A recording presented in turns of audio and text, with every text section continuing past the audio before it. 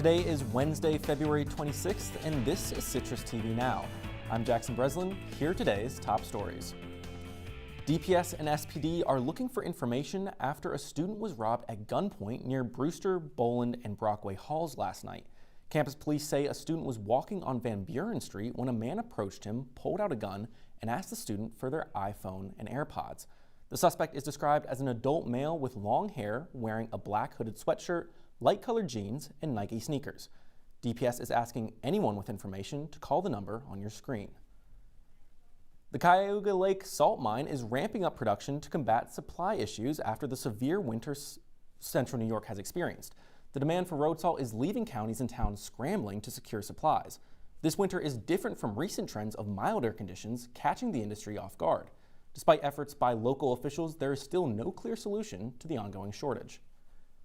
And the director of the Syracuse Veterans Affairs Medical Center told staffers earlier today he is resigning and will retire. Mark Murdoch has led the Syracuse VA since July 2023. This comes during a push by President Donald Trump to shrink the federal workforce. Murdoch is among at least 40,000 federal workers who accepted the deferred resignation offer crafted by Trump advisor Elon Musk. And Governor Kathy Hochul is announcing a new initiative to hire public sector workers into New York State Service. The initiative is called You're Hired and comes as the Department of Government Efficiency, or DOGE, continues to lay off thousands of federal workers. According to DOGE, it saved taxpayers $65 billion through its operations, though these numbers are not verified. And the best of Syracuse's dining scene is back on display. The downtown Syracuse Dining Weeks are returning for its 21st year. The event runs from Saturday through Friday, March 14th, and dozens of restaurants across Syracuse will serve 3-course dinner offerings for $40 and 2-course lunch offerings for $15.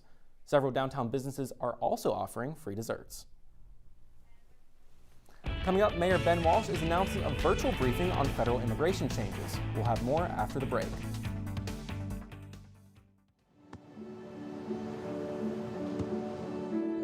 I don't remember how it started. Go to that. Our back and forth. It always came back. Dad! You probably don't remember what you told me, That was perfect. but I heard every word.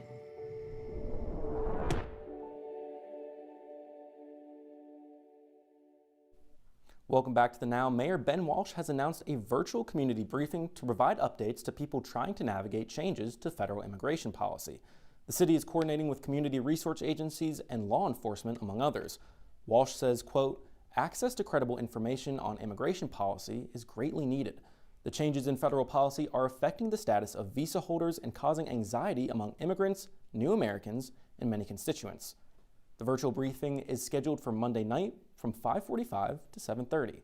Now, to quote George Harrison, here comes the sun. Our weather anchor Chloe Breeze is here in studio. Chloe, it feels like spring is finally on its way. Yeah, Jackson, today was the first day where I felt like I could go outside without a jacket on, and let me tell you, it felt amazing. Currently, right now, it is 36 degrees, only about 3-mile-per-hour winds, so not too bad. It is unfortunately a little cloudy. I was loving the sun earlier today, but don't worry, we will be seeing the sun later this week. Moving into tonight, it's going to be 34 degrees, but it's going to feel like 30, only 4-mile-per-hour winds. So again, not that bad. Maybe have a jacket, but definitely not required. And later this week, even tomorrow, we are going up to 46 degrees.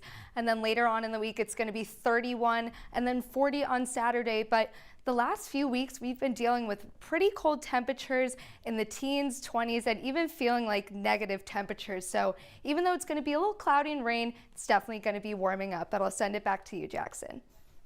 Thanks, Chloe. Coming up on News Live at 6, tragedy has plagued the LGBTQ+ community. Our Tyler O'Donnell shows us how allies are uniting together in these trying times. That's all the time we have for you today on Citrus TV Now. For more of the latest, follow us at Citrus TV News on X and Instagram. I'm Jackson Breslin. The news continues in an hour with Luke Welch and Michael Lamore. We'll see you there, Syracuse.